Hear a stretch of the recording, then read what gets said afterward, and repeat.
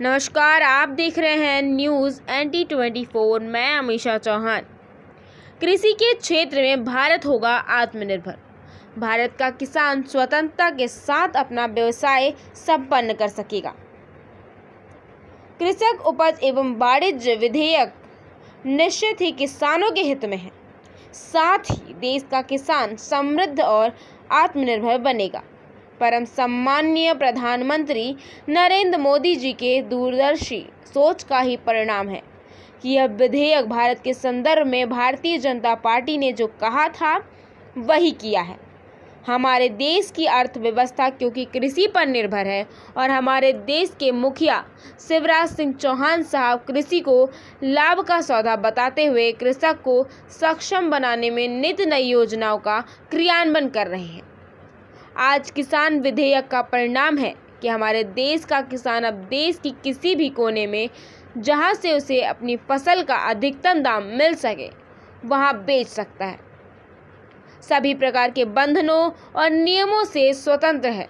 अब किसानों को मंडियों में जाकर लाइसेंसी व्यापारियों को इन उपज को बेचने के लिए बाध्य नहीं होना होगा।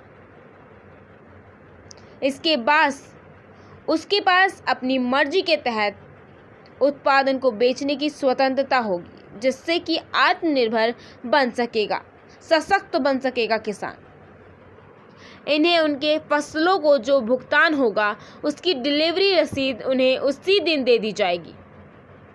किसानों को संबंधित किसी भी प्रकार के विवाद होने पर विवाद का निपटार करने के लिए एक बोर्ड का गठन किया जाएगा जो 30 दिनों के भीतर ही इसका समाधान करेगा। देश के प्रतिस्पर्धी डिजिटल व्यापार का माध्यम होगा जिसमें पूरी पारदर्शिता से काम किया जाएगा। कृषि बिल का न्यूनतम समर्थन मूल्य से कोई लेना देना नहीं होगा। MSP मूल्य हमेशा मिलकर रहेगा। साथ ही मंडी व्यवस्था पहले की तरह जारी रहेगी।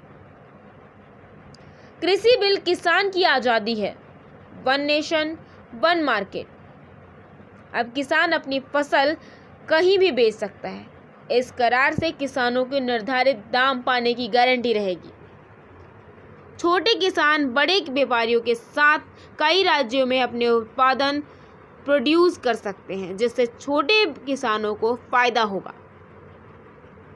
भारतीय जनता पार्टी ने किसानों को वादा किया है कि इस वादे को हमारे वैश्विक नेता यशस्वी प्रधानमंत्री ने इस किसान विधेयक में सिद्ध किया है कि आज किसान सम्मान निधि राशि 10,000 कर दी गई है, जिसमें सरकार की सोच है कि कृषकों को और उनके प्रति संवेदना को स्पष्ट रूप से परिलक्षित किया जा सके।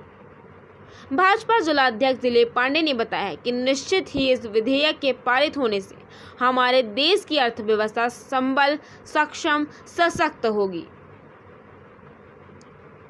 इस मौके पर जिलाध्यक्ष मनीष सिंह, पूर्व नगर पालिका अध्यक्ष प्रकाश पालीवाल एवं पार्षद सुदामा विश्वकर्मा एवं अध्यक्ष दिलीप पांडे उपस्थित रहे।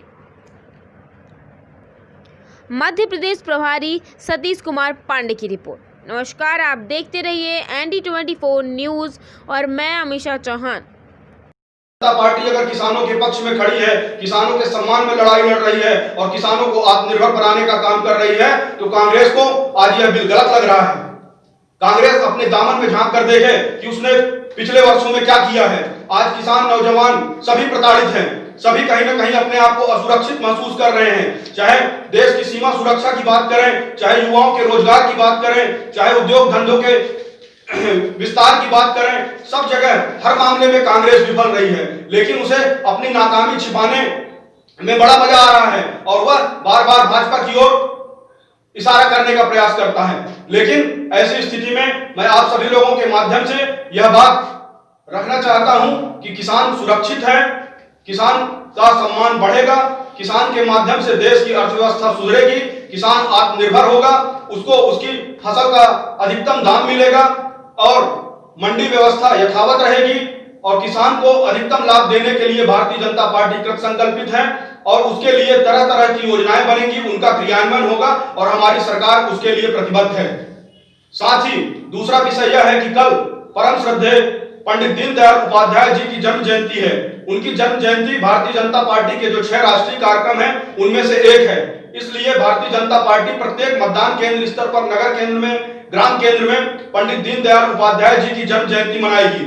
उसके लिए भारतीय जनता पार्टी जिला उमरिया, आज मेरे साथ इस पत्रकार वार्ता में उपस्थित हमारे भारतीय जनता पार्टी के पूर्व जिला अध्यक्ष परम सम्माननीय मनीष सिंह जी, भारतीय जनता पार्टी के पूर्व जिला महामंत्री नोटरी अधिवक्ता परम सम्माननीय सुदामा प्रसाद विश्वकर्मा जी, साथ ही हमारे भारतीय जनता पार्टी के वरिष्ठ नेता और नगर पालिका परिषद पाली के पूर्व अध्यक्ष पंडित प्रकाश पालीवाल जी, हम लोग इस प्रकार की योजना बना रहे हैं कि हमारे जिले के 10 मंडलों में 584 मतदान केंद्र में हमारे वरिष्ठ नेता, हमारे अग्रज जो ज्येष्ठ नेतृत्व है उमरिया जिले का, वह हर मतदान केंद्र में, ग्राम केंद्र में जाएगा और पंडित दीनदयाल उपाध्याय जी की जन्म जयंती पर एक विचार गोष्ठी